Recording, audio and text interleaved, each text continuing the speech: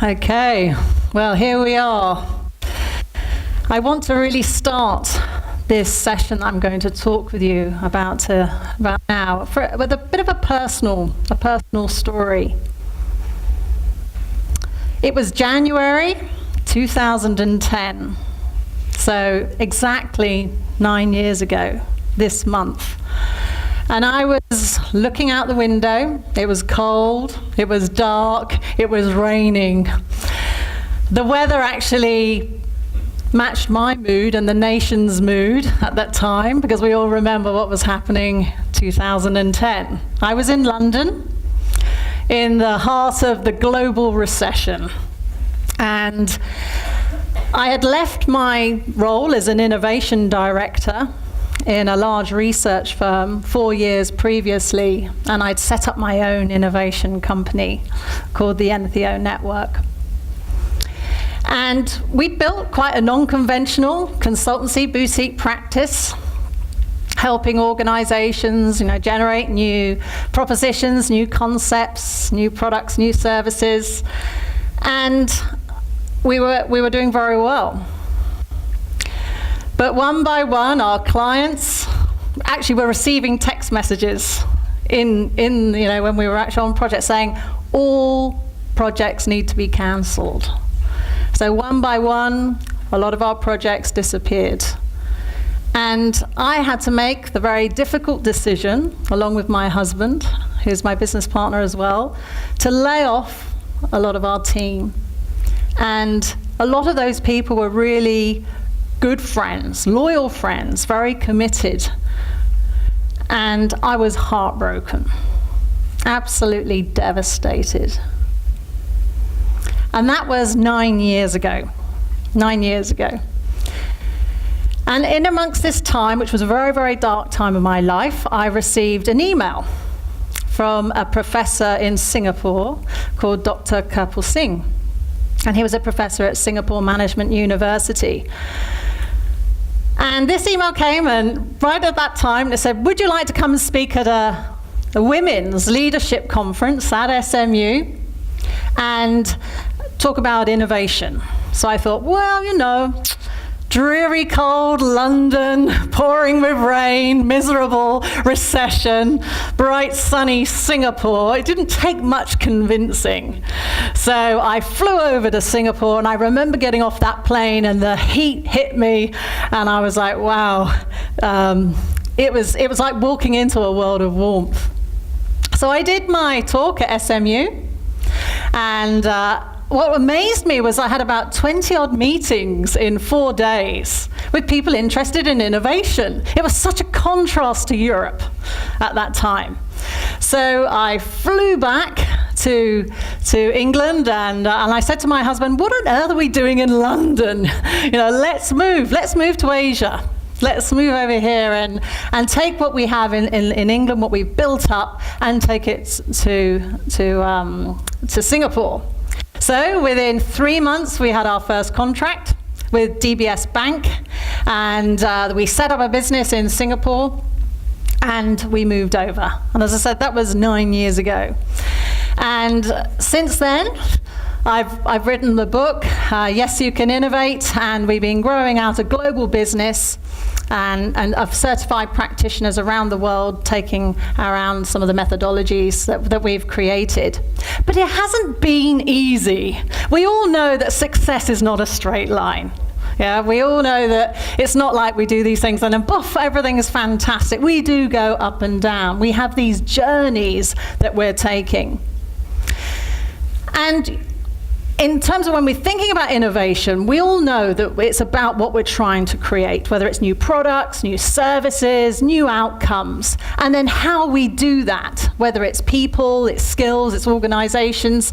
And we are seeing, I think, over the last 9-10 years, a convergence of this. It's starting maybe to get I wouldn't say easier, but it's certainly starting. The conversations are there far more than they were 9 years ago in terms of having this conversation.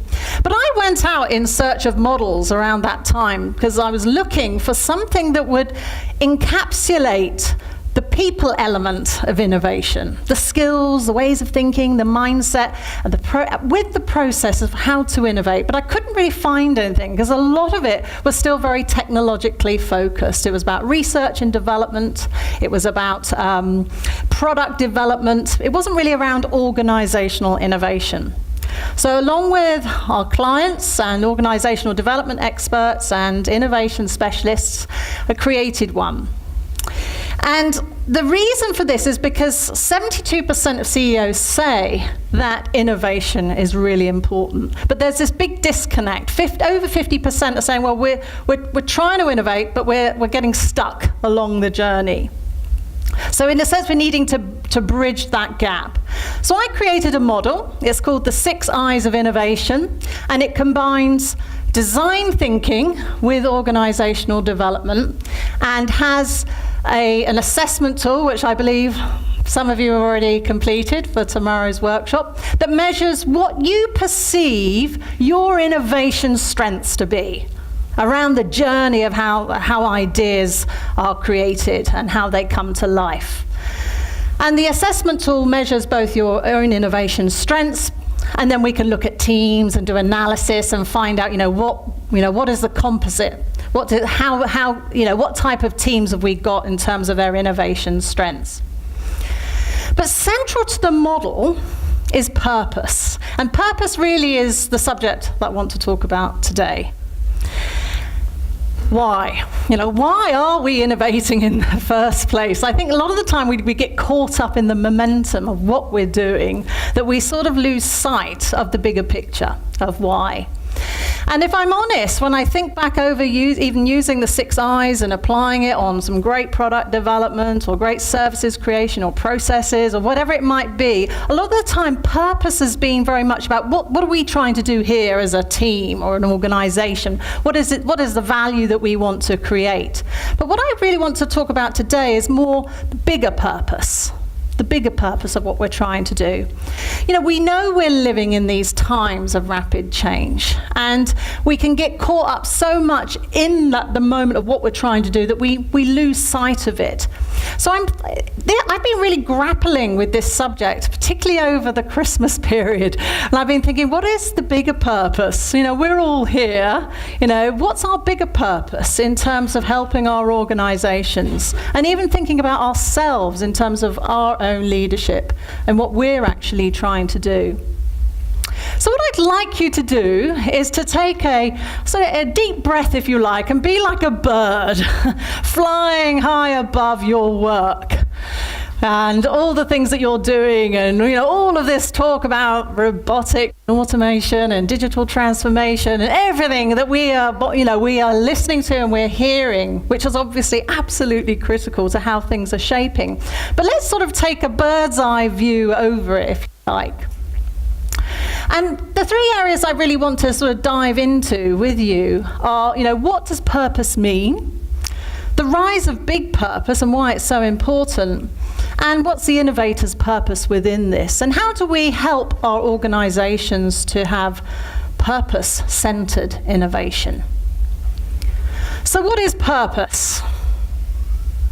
The purpose is the reason behind something, for which something is done, or why something exists. It's why. It's that why, the big why. And it comes from the French word, propos, from where we derive the word propose, to put forward a plan or a suggestion for consideration by others. Now, what's interesting, I think, about purpose is that we think of purpose as being a very positive thing. It doesn't always necessarily mean it is going to be positive. But what makes purpose positive over not being positive? And that's very much people. It's the values that we have. It's the reason for why we do something, and it's really what gives us greater meaning in terms of what we're actually trying to achieve.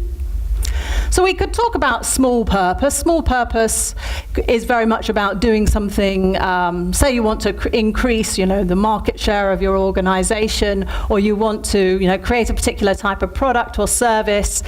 That could be a small purpose. But then there's big purpose as well. For what reason? What's the reason behind the small purpose, if you like? So when I think about innovation, a lot of the time, when we're working in organizations, we're trying to increase productivity, or we're trying to help, new forms of growth, or stimulate new forms of growth. We're trying to do these types of things. But what's the reasoning behind that? If we take a more of a global view, if you like, the big purpose would be, how are we doing this in terms of the motivation for planet and people? When we're thinking about the flourishing of the earth, the big, big things now that we sometimes maybe forget about because we get so caught up in the day-to-day. And I'm not saying that obviously it's wrong to do those things, because we're all working in organizations that are trying to survive, they're trying to exist, they're trying to grow. And it's not about not doing those things. But part of our role, I believe, is to stimulate the conversation, to have it more about the reasoning behind. Otherwise, we end up doing the same old thing and get the same old results. So in this time of digital transformation, it's more about thinking about how we can facilitate that change and enable that change and enable that bigger conversation to be had. In a sense, it's about thinking about a paradigm shift. We've been hearing a lot this morning about, how the world is changing. And really what I want to focus on is more about our thinking around that. And if we're going to have a paradigm shift, it's about really challenging the fundamental assumptions by which we make sense of the world, our own world view, if you like. So, as well as seeing ourselves as innovators or innovation managers, how do we innovate at the level of our organization and the cultures in which we operate? And they're bigger questions in many ways, but they're fundamental because they shape the outcome of what we're doing. So if we are enabling our businesses to have more purpose-driven innovation, then we can enable them to have a bigger impact, a bigger positive impact on the earth and on people. We've got so much complexity that we're having to deal with.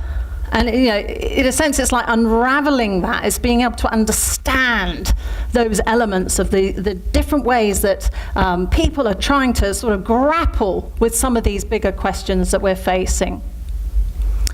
I believe, as individuals and as the people that we work with and for, we're all searching for meaning.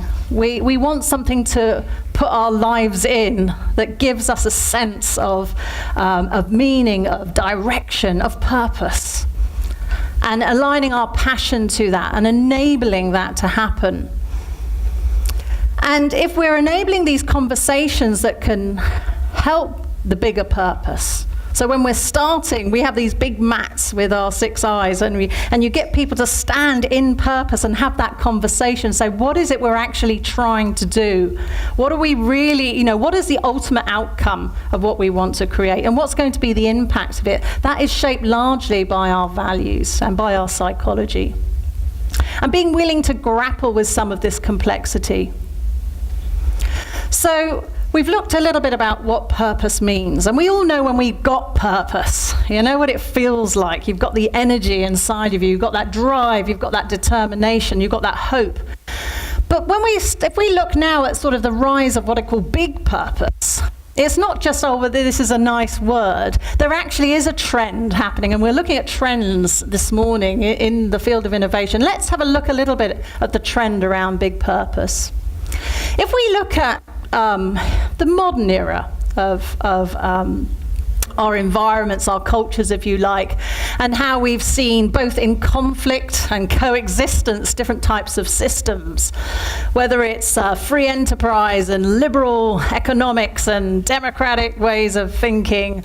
I used to work for the Labour Party in England. I was a speechwriter in politics at Westminster, and so you have all of that again coexisting, and we won't talk about Brexit here right now.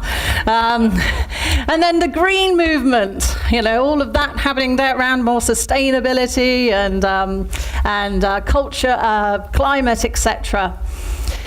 But now what we're also seeing, and it's not like those things don't exist, they're all happening in coexistence with each other, is this rise, if you like, of purpose and authenticity. Why are we doing the things that we're doing? People don't buy what you do, they buy why you do it. I expect you've read Simon Sinek's book around why. So here's just a few facts and figures that I've got here to illustrate some of this trend that's happening in people's search for meaning right now in their work. 73% of consumers say they would swap brands, buy different things, if that brand had a bigger purpose around it with regards to its impact, its sourcing, its supply chain, its impact on the environment. 78% of global consumers say that they would support more organizations that support the United Nations goals, their global goals for sustainable development. 84% of executives, this comes from Harvard Business Review and Ernst & Young, were saying that they believed to actually have a purpose-driven organization is central to transformation and to engagement of people. 94% of millennials want to work in organizations that have a clear sense of purpose. And that's from the Millennial Impact Report a couple of years ago.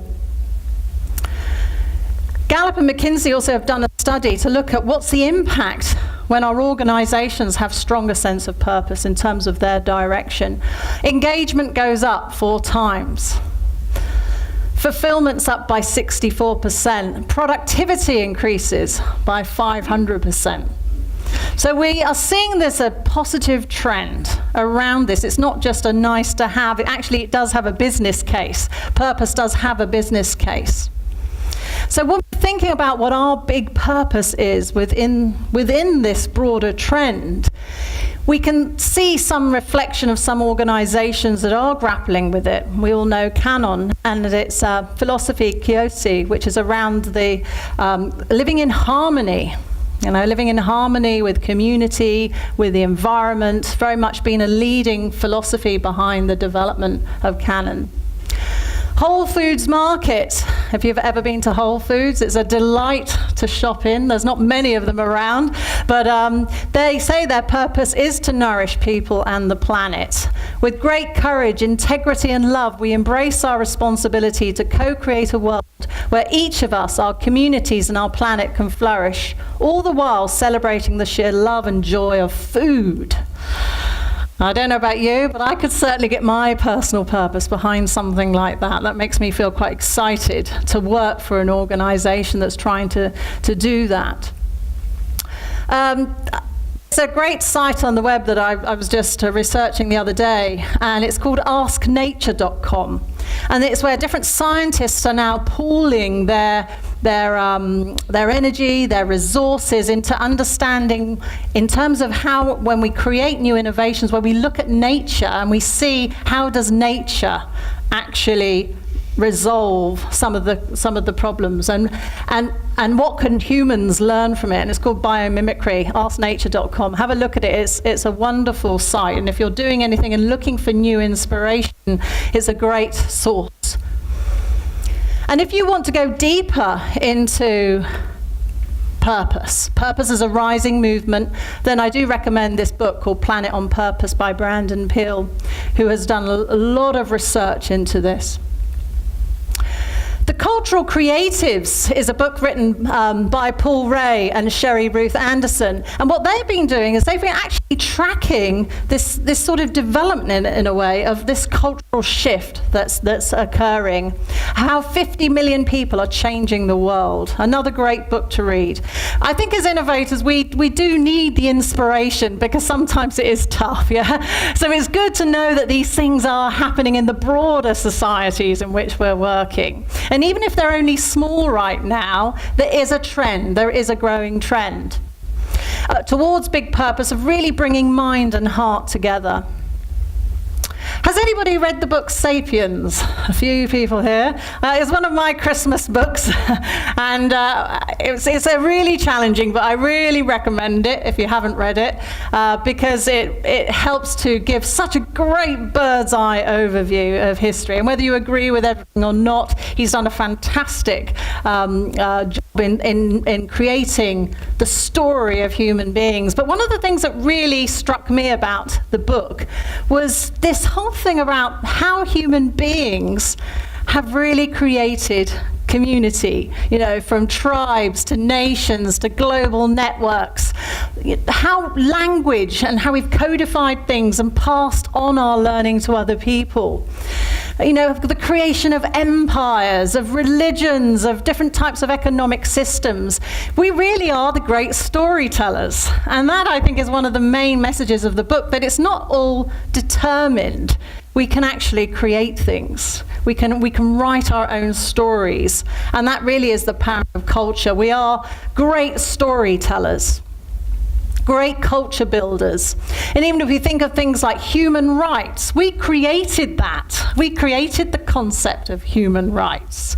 We've created legal systems. We've even created money. All of these things are cultural things that we have created as human beings.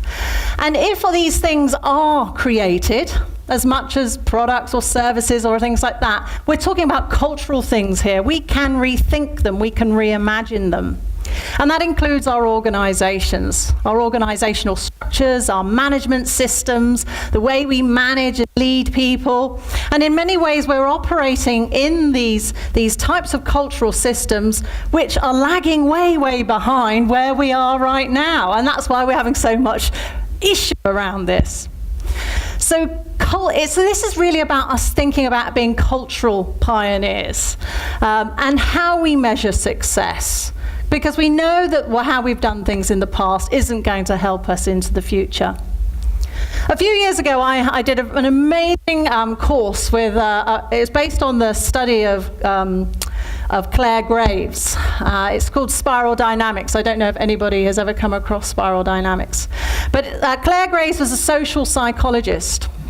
And he studied sort of the emergent cyclical systems in which human beings evolve over time, and how their psychology adapts in order to help, tackle the problems of its time.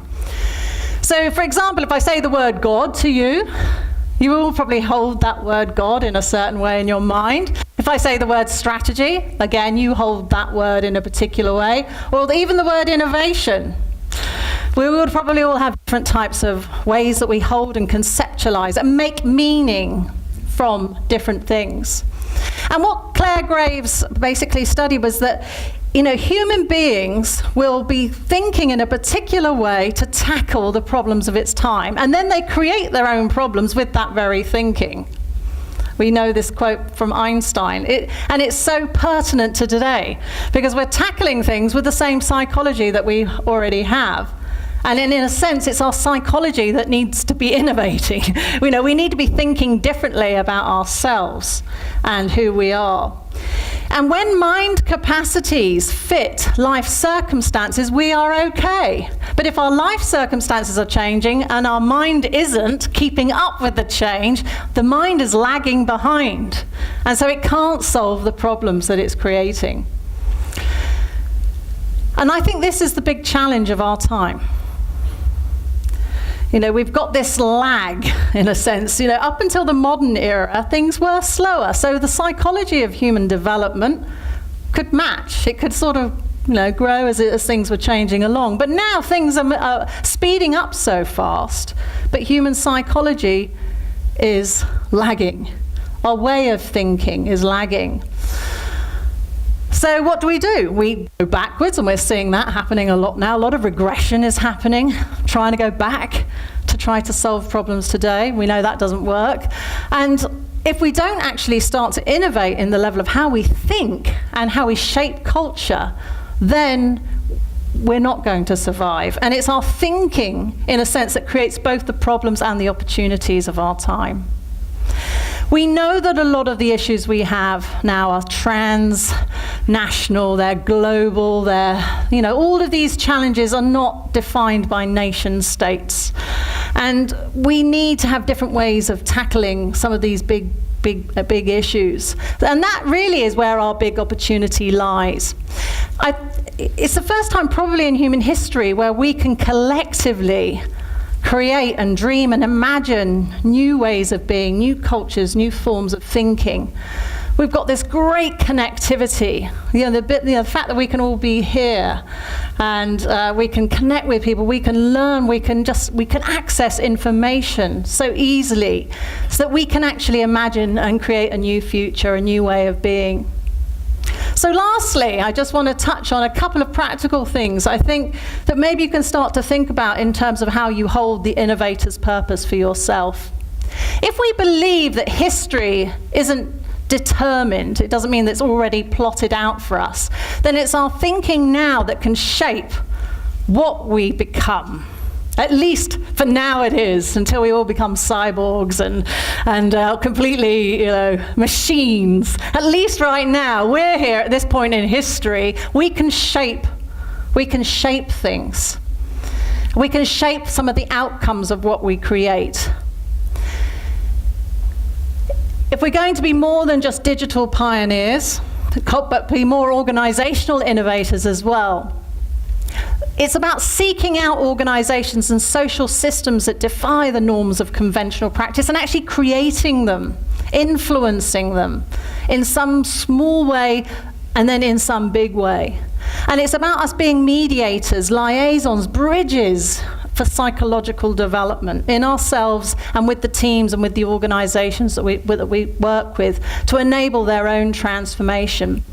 If we remember spiral dynamics, every human being, every cultural system holds meaning in a particular way. So if we are able to see people and meet people where they are, and that's really important because oftentimes we can be way out ahead, and that's where a lot of the frustration occurs. So this is around creating the culture. It's around creating a shared value system in which we innovate. So that affects the decisions by which we make so that we can create more purpose-driven innovation. So we're all here, innovators in Bangkok, and I think, a lot of us are pretty naturally curious people, yeah? You wouldn't be here otherwise. And we can be often looking out ahead. And we're oftentimes in organizations which, they're working in systems that maybe are a bit outdated. And our role is really how do we help to enable that transformation for them. So here are 3 different things I think that we can do more of. One, we have to start to challenge our own assumptions. We have to get out of our own box. What do we believe and why? And spend the time really doing that. It's a lonely place. That's why it's nice to have conferences such as this, so that we can. It is hard. So to have these communities is really important. To create these tipping points, we know also from research it doesn't take masses of people to change things. It's usually small amounts. So if we can be part of tipping points that actually affect the culture, that is also enables what sort of collective values we have behind what we create. 2, find out your own big purpose. What is it really that motivates you? And then operationalize and impact that, and so that it can have impact. Tomorrow we're going to do a workshop around this where you can start to use the 6 I's to explore your own purpose. And 3, equip yourselves with new models, new tools, new ways where there isn't just one. There's lots of different things out there, and part of being here is to get equipped with that, to create the common language. I've invented this particular model. There are lots of other models, but it's about really leading out through purpose to then identify and ignite new ideas and take them through to value creation. It's about enabling purpose-driven innovation, to enable those conversations and to create the time for this. This does take time. You need to pull yourself out. You need to have that time for mulling things over, thinking things through. Jealously guard that, because that is where you start to change. Put in your own hours and keep on learning, because this is when we start our own psychological development and our own transformation. It's really about understanding what is the spark inside ourselves and harnessing that, because then our own development takes place. So find your big purpose. And I shared my story at the very beginning in terms of how I came over to be here in Asia. And we've all got our own journey. We've all got our own journey. And you may experience heartbreak along the way. You may experience frustration and disappointment. But it's in these moments that we transform. You know, we transform. And it's only in the chaos that we really transform. And it's going to be the same for our organizations. So part of our role is holding that space and riding that beam of light. We are all here right now in history. And we can be part of creating this new cultural value system around purpose, so that decisions are made that can actually impact the flourishing of the earth and the flourishing of human beings. It's what is the story that we're going to write. We can't go back. There's nowhere to go. The challenges of our time require us to think differently, to innovate in our thinking, so that we can write new stories. We can create symbols. We can create new value systems, new stories. So I want to end with thinking about, with one quote from Planet on Purpose around the different choices that are open to us. Given our incredible ability to evolve, our creativity, our compassion, and our desire for self-actualization, to what end will we apply our imagination? And it is about our imagination. If we're really thinking about cultural change, organizational change, psychological change, we want to be thinking about how do we apply that? What are our choices? So I would say to you, choice is ours. We are here on this threshold of time, and it's a very exciting time to be alive. Thank you.